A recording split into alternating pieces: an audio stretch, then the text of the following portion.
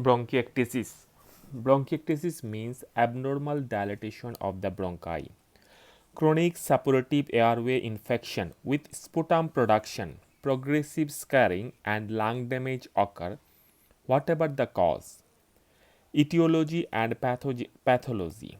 Bronchiectasis may result from a congenital defect affecting airway ion transport or ciliary function, such as cystic fibrosis, or may be acquired secondary to damage to the airways by a destructive infection, inhaled toxin, or foreign body. The result is chronic inflammation and infection in the airways. 17.30 box shows the common cause, of which tuberculosis is the most common worldwide. Localized bronchiectasis may occur due to the accumulation of pus beyond an obstructing bronchial lesion, such as enlarged tuberculous hilar lymph nodes, a bronchial tumor, or an inhaled foreign body, example an aspirated peanut. The bronchiectatic cavities may be lined by granulation tissue, squamous epithelium, or normal ciliated epithelium. There may also be inflammatory changes in the deeper layers of the bronchial wall and hypertrophy of the bronchial arteries. Chronic inflammatory and fibrotic changes are usually found in the surrounding lung tissue, resulting in progressive destruction of the normal lung architecture in advanced cases. Clinical features. The symptoms are shown in box 1731. Physical signs in the chest may be unilateral or bilateral. If the bronchiectatic airways do not contain secretions and there is no associated lobar collapse, there are no abnormal physical signs. When there are large amounts of sputum in the bronchiectatic spaces, numerous coarse crackles may be heard over the affected areas. Collapse with retained secretions blocking a proximal bronchus may lead to locally diminished breath sounds, while advanced disease may cause scarring and overlying bronchial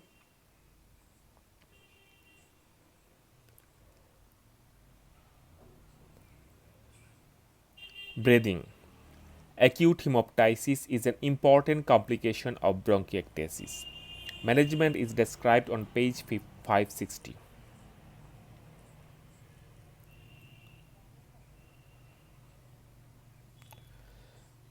Now, causes of bronchiectasis. Congenital, cystic fibrosis, ciliary dysfunction syndromes, primary ciliary dyskinesia, immotile cilia syndrome, Cartagener syndrome, sinusitis and transposition of the viscera, primary hypogammaglobulinemia. Acquired in children, severe infections in infancy, especially whooping cough, measles, primary tuberculosis, inhaled foreign body. Acquired in adults, suppurative pneumonia, pulmonary tuberculosis, allergic bronchopulmonary aspergillosis complicating asthma, bronchial tumors.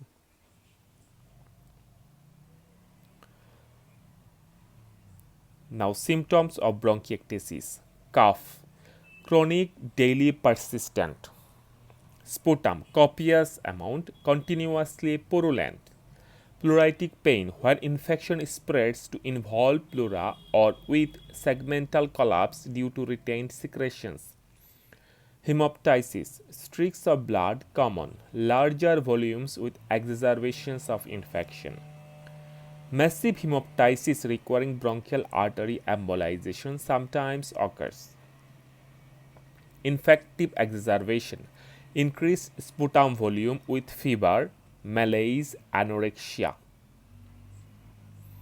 halitosis frequently accompanies purulent sputum; general debility, difficulty maintaining weight, anorexia, exertional breathlessness. This is the computed tomogram of bronchiectasis, that is CT scan of bronchiectasis, Extensive dilatation of the bronchi with thickened walls arose in both lower lobes.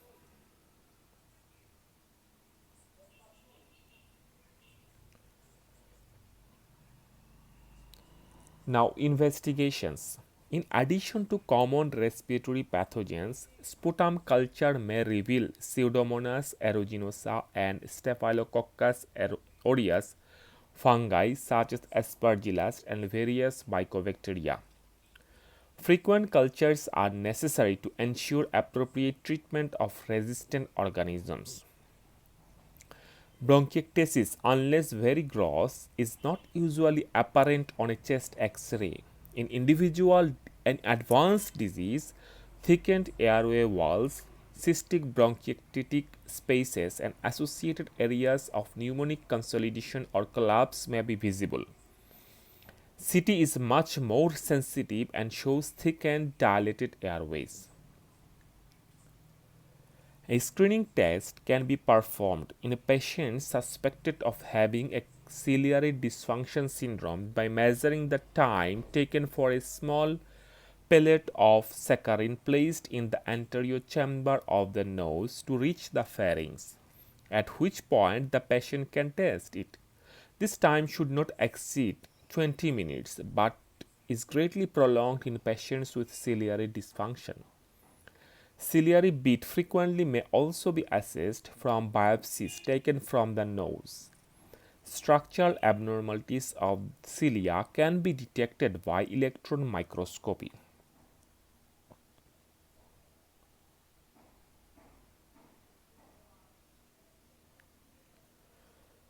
Now, management. In patients with airway obstruction, inhaled bronchodilators and glucocorticoids should be used to enhance airway patency. Physiotherapy. Patients should be shown how to perform regular daily physiotherapy to assist the drainage of excess bronchial secretions.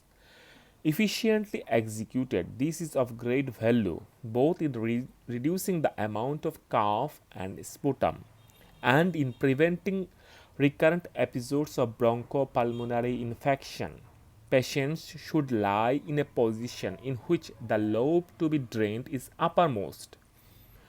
Deep breathing followed by forced expiratory maneuvers, the active cycle of breathing technique, helps to move secretions in the dilated bronchi towards the trachea, from which they can be cleared by vigorous coughing. Devices that increase airway pressure either by a constant amount, positive expiratory pressure mask, or in an oscillatory manner, flutter valve, aid sputum clearance in some patients, and a variety of techniques should be tried to find the one that suits the individual. The optimum duration and frequency of physiotherapy depend on the amount of sputum, but 5 to 10 minutes twice daily is a minimum for most patients. Antibiotic therapy. For most patients with a bronchiectasis, the appropriate antibiotics are the same as those used in COPD, but larger doses and longer courses are required, and resolution of symptoms is often incomplete. When secondary infection occurs with staphylococci and gram-negative bacilli, in particular Pseudomonas species, antibiotic therapy becomes more challenging and should be guided by the microbiological sensitivities. For Pseudomonas, oral ciprofloxacin 700 to 750 mg twice daily or an intravenous anti-pseudomonal beta-lactam, example piperacillin, tazobactam or ceftazidime, will be required. Hemoptysis in bronchiectasis often responds to treatment of the underlying infection, although percutaneous embolization of the bronchial circulation by an interventional radiologist may be necessary in severe cases. Surgical treatment. Excision of bronchiectatic areas is indicated in only a small proportion of cases. These are usually patients in whom the bronchiectasis is confined to a single lobe or segment on CT. Unfortunately, many of those in whom medical treatment proves unsuccessful are also unsuitable for surgery because of either extensive bilateral bronchiectasis or coexisting severe airflow obstruction. In progressive forms of bronchiectasis, resection of destroyed areas of lung that are acting as a reservoir of infection should be considered only as a last resort. Prognosis. The disease is progressive when associated with ciliary dysfunction and cystic fibrosis and eventually causes respiratory failure. In other patients, the prognosis can be relatively good if physiotherapy is performed regularly and antibiotics are used aggressively. Prevention. As bronchiectasis commonly starts in childhood following measles, whooping cough, or a primary tuberculous infection, adequate prophylaxis for and treatment of these conditions are essential. Early recognition and treatment of bronchial obstruction are also important.